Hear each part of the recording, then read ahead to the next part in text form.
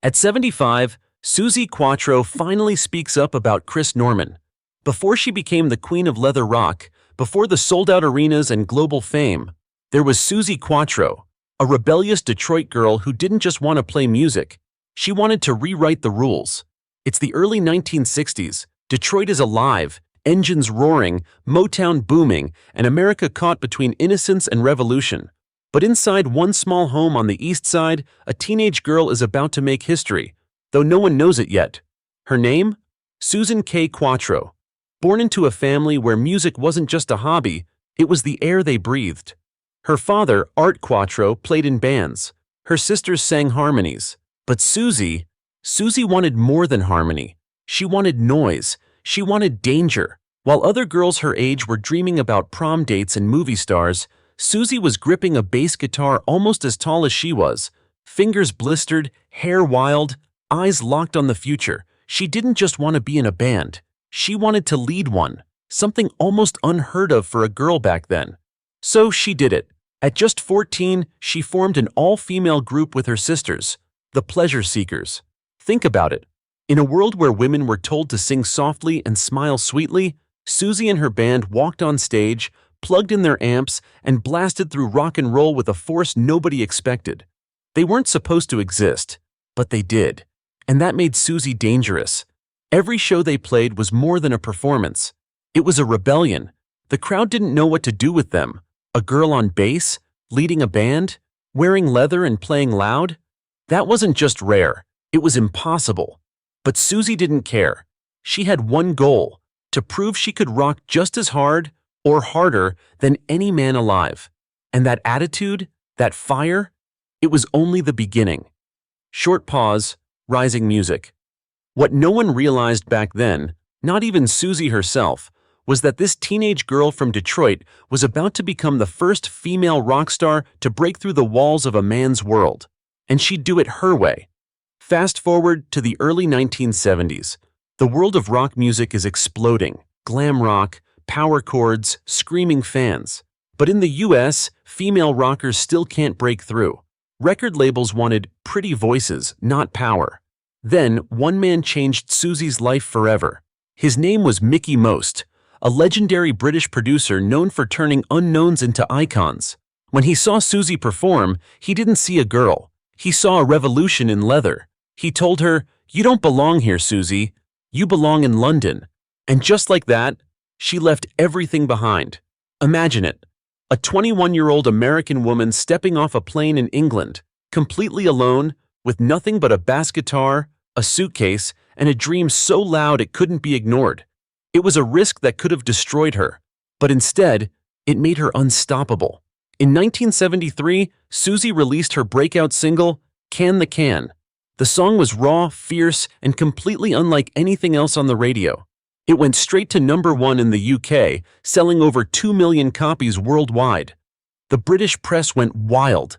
The headlines read, "The girl who plays like a man and rocks like the devil." Every performance was a shockwave. The jumpsuit, the swagger, the thundering bass lines.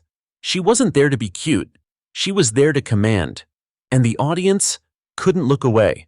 Suzi Quatro had arrived, not just as a singer, but as a symbol. A woman who didn't ask for permission. A woman who didn't need validation. She was the future of rock, and the industry just didn't know it yet. Pause. Tension builds. But behind all that power and fame, behind the leather and the spotlight, another story was waiting. One that involved another star, Chris Norman of Smokey.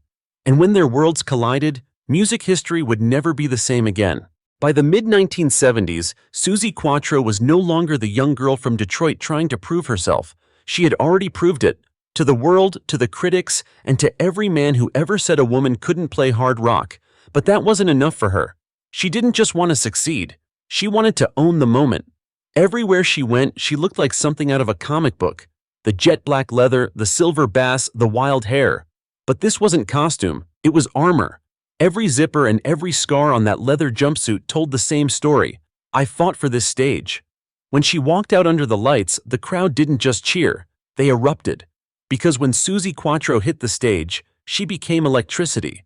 Her hits, 48 Crash, Devil Gate Drive, The Wild One, weren't just songs, they were statements.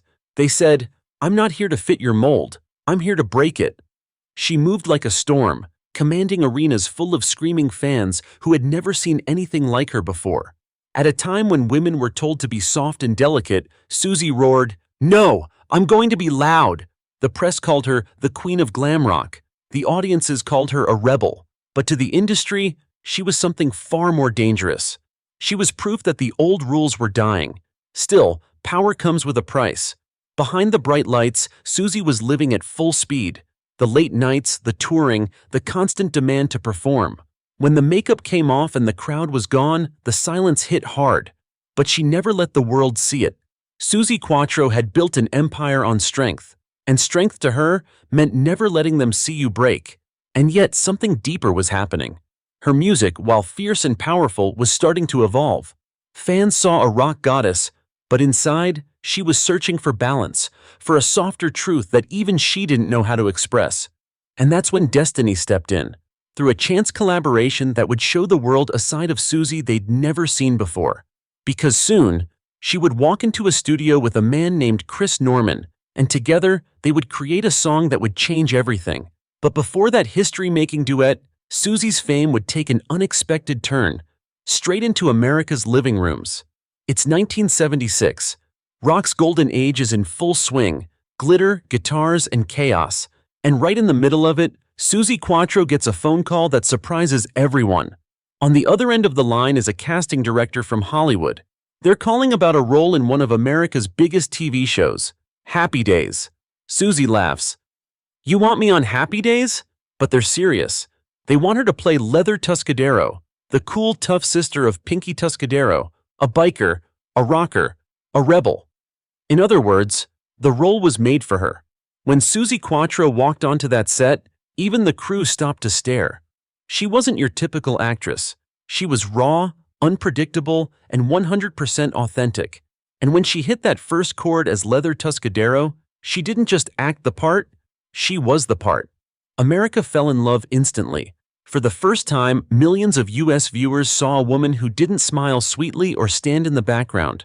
They saw a real rock star, fierce, independent, and unapologetically herself.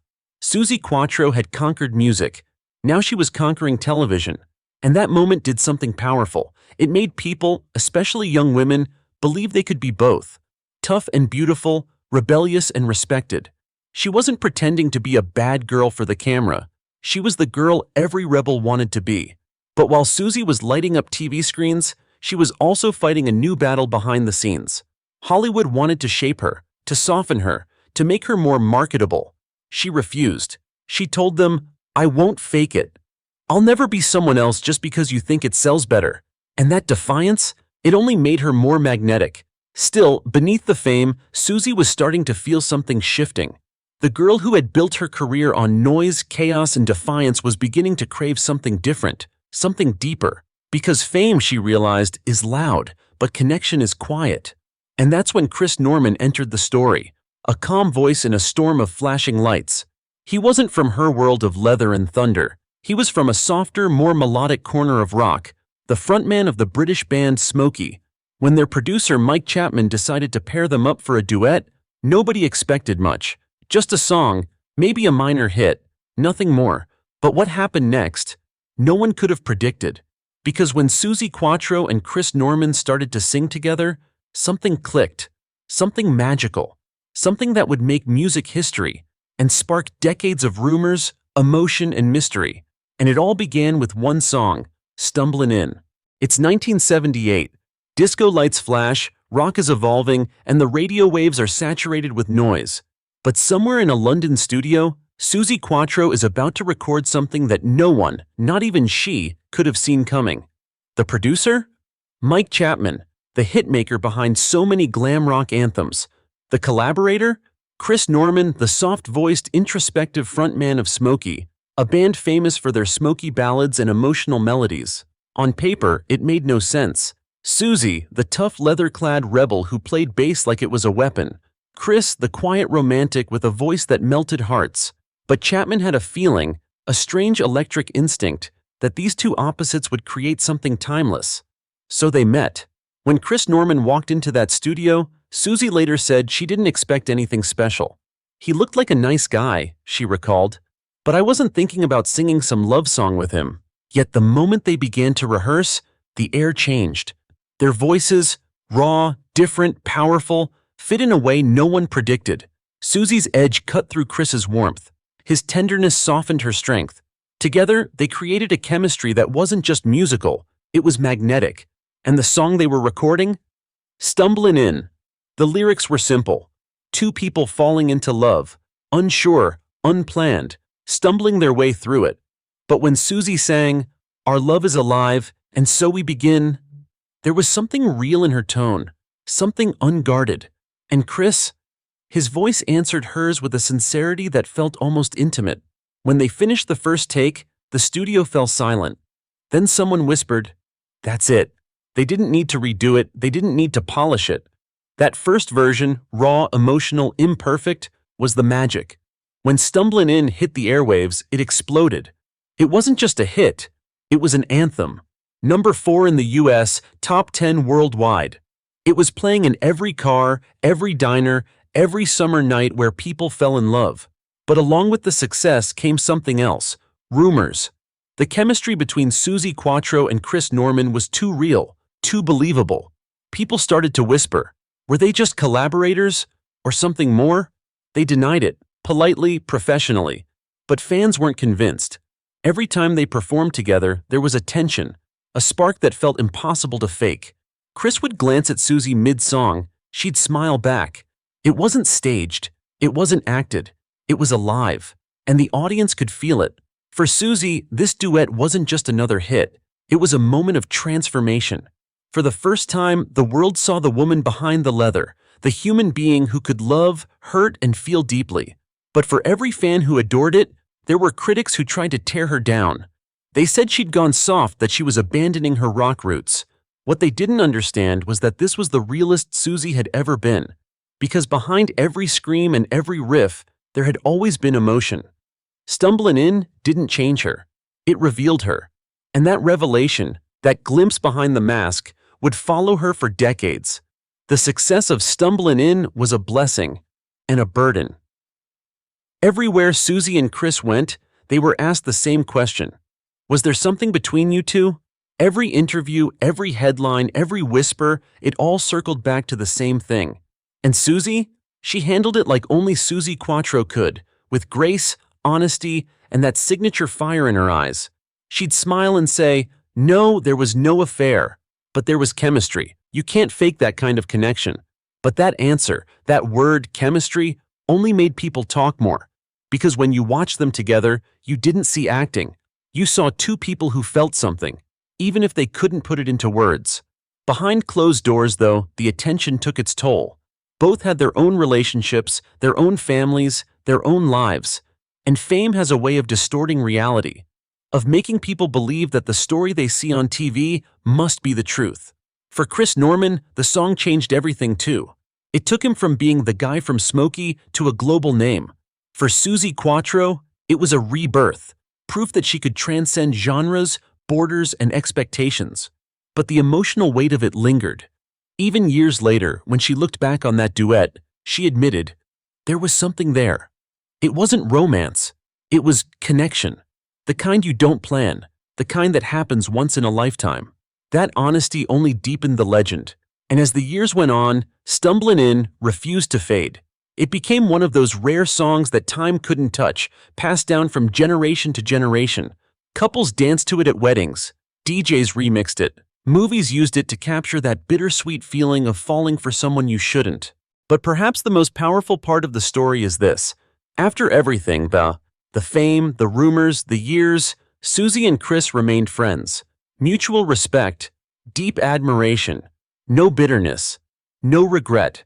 At 75, Suzi Quatro finally spoke openly about that chapter. She said, almost smiling, "People always wanted it to be more."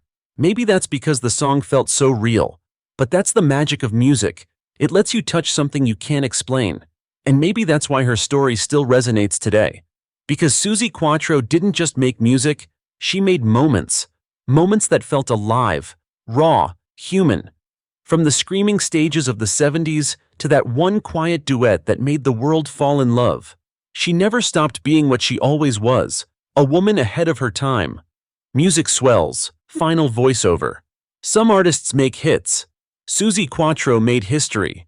By the time Suzi Quatro hit her 50s, most of her peers had faded away, retired, forgotten, or endlessly chasing nostalgia tours. But not Suzi. She wasn't built to fade. She was built to evolve. Behind that iconic black leather, behind the bass that once thundered through arenas, there was a woman who never stopped fighting for her place in a world that tried again and again to define her. And what most people don't know is that the spotlight, the fame, the success, it all came with a price. Suzi Quatro had spent her youth breaking down walls for women in rock. She faced criticism from men who thought her success was a fluke, and jealousy from those who couldn't handle a woman being that good with a bass.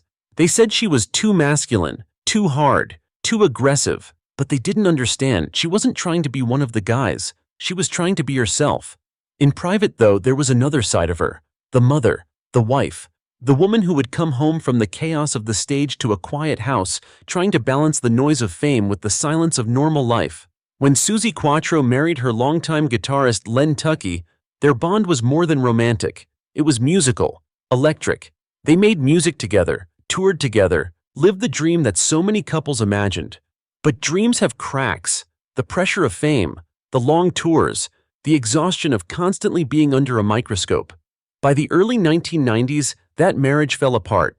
After 16 years together, it ended in divorce.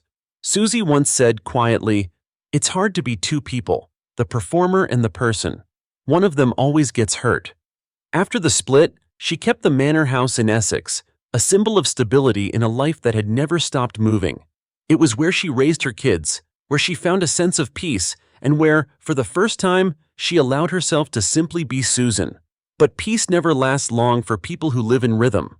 She remarried in 1993, this time to Rainer Haas, a German concert promoter who truly understood the chaos of the industry.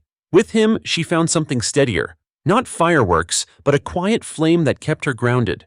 And yet, that same restless energy that fueled her music never left her. Even as she aged, Suzi refused to slow down. In her 60s, she went on to create Back to the Drive and No Control, albums that proved she still had that bite, that hunger.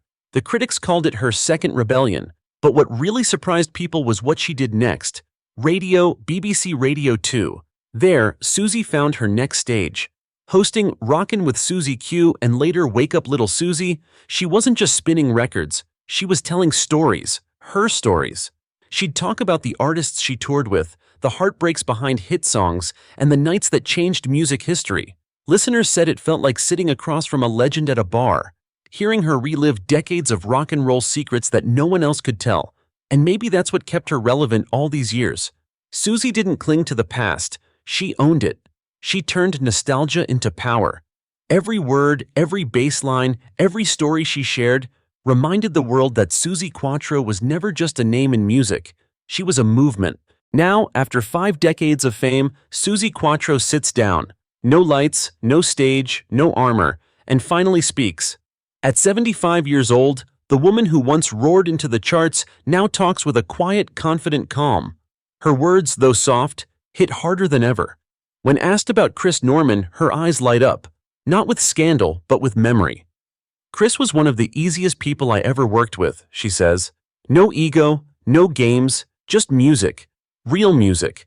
It's rare in this business, that kind of connection. Most collaborations are built on business deals, not emotions. But this one was different. It wasn't calculated. It wasn't forced. It just happened."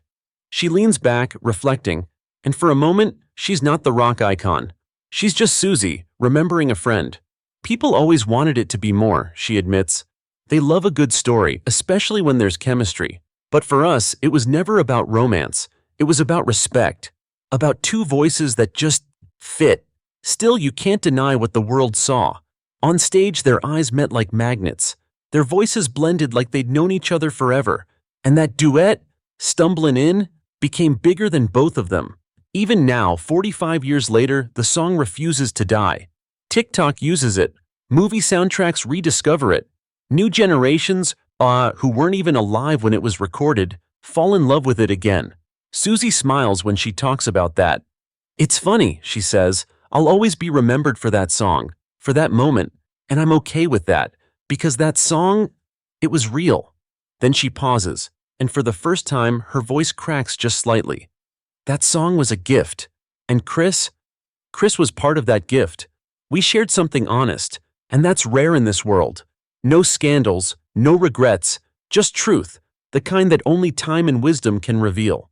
At 75, Suzi Quatro still tours, still records, still rocks harder than artists half her age. But the fire that drives her now isn't about proving anything.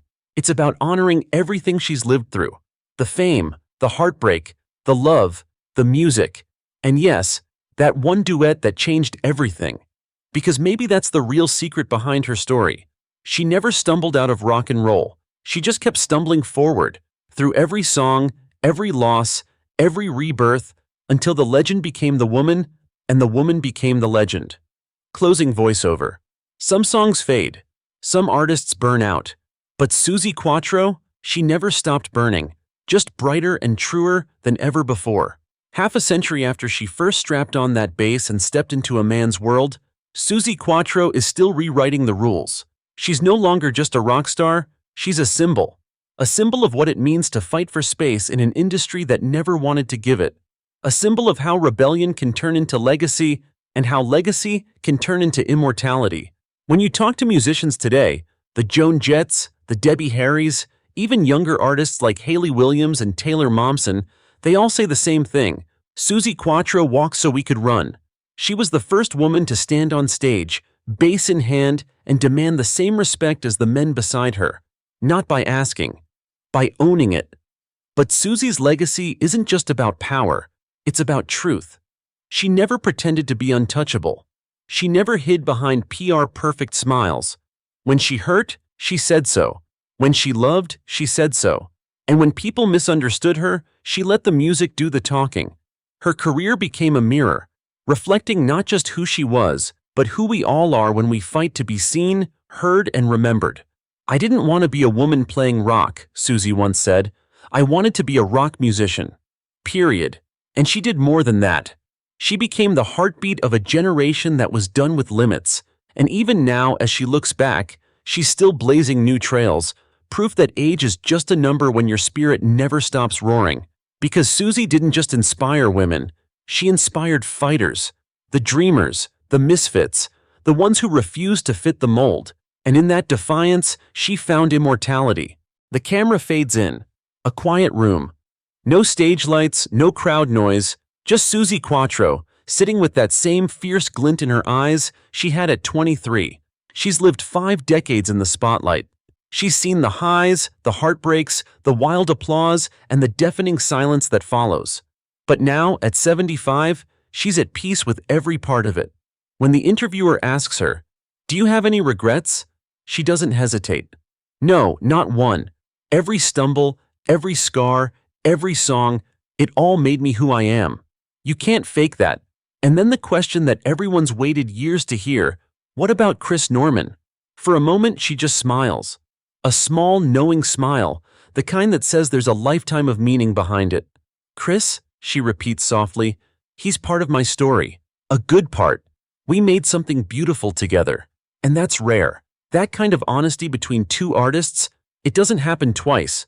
She pauses, looking down for a moment, then back up, her voice calm but her eyes still bright. People wanted it to be a love story, but it already was. Just not the kind they think. It was about music, respect, connection.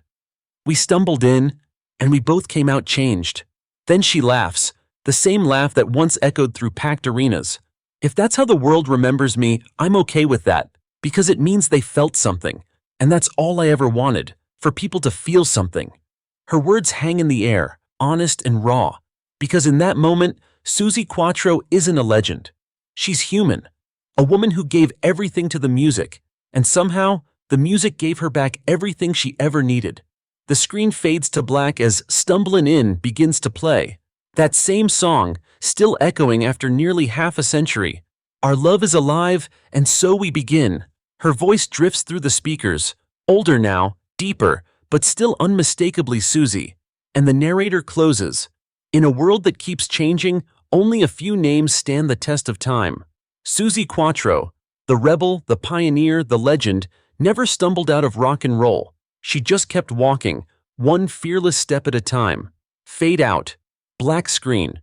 One final quote appears in white letters. I didn't follow trends. I followed truth. Suzi Quatro music swells. End. If you enjoyed this story, go ahead and subscribe to the channel. It really makes us smile. And if you're hungry for more fascinating tales, check out the 2 videos right below. You might just discover your next favorite story.